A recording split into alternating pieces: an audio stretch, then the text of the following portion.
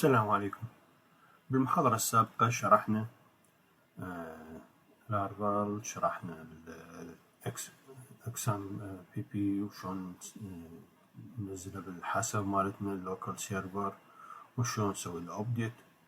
اليوم راح نبدي نتحدث عن تنزيل لارفال بالحاسبة بالبروجكت وشون نفتح بروجكت. نبدأ بمراحل خطوة خطوة. بسم الله الرحمن الرحيم. أولا أول شيء نسوي لازم نروح للسيرفر مالتنا مثل ما قلنا htdocs، وهنا نشوف البرامج اللي عندنا الويب سايتات اللي مسويها. نقوم رايت كليك نسوي فايل،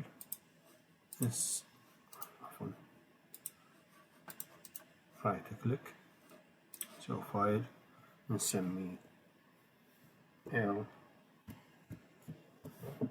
teach، وين نفتح هنا من هالنقطة نبدي نفتح cmd، نفتح الكومنت.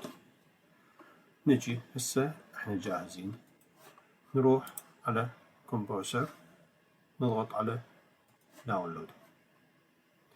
هنا الكومنت لاين انستليشن ناخذه كوبي، نرجع للفايل اللي سويناه او الكومنت حيبدي ينصبه.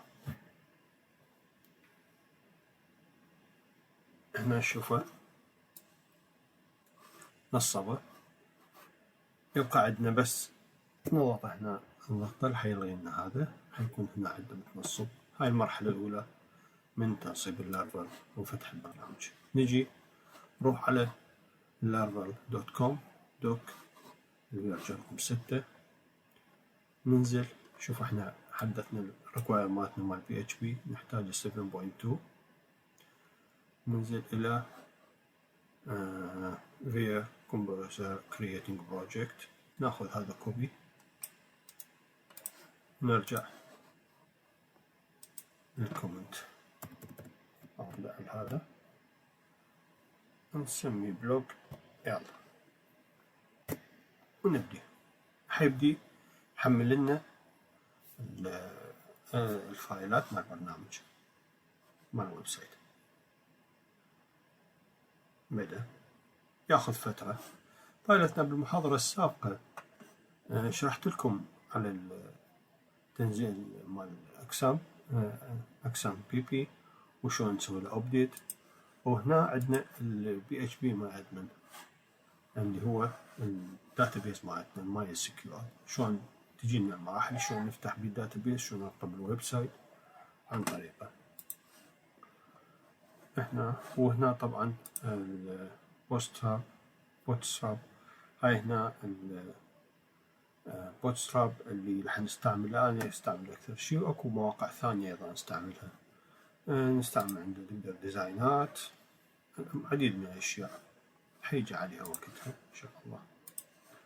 نرجع عليه بعد قاعد يحمل.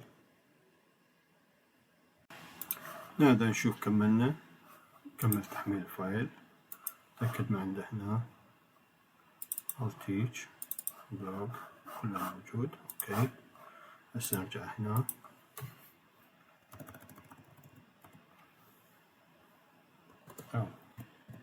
teach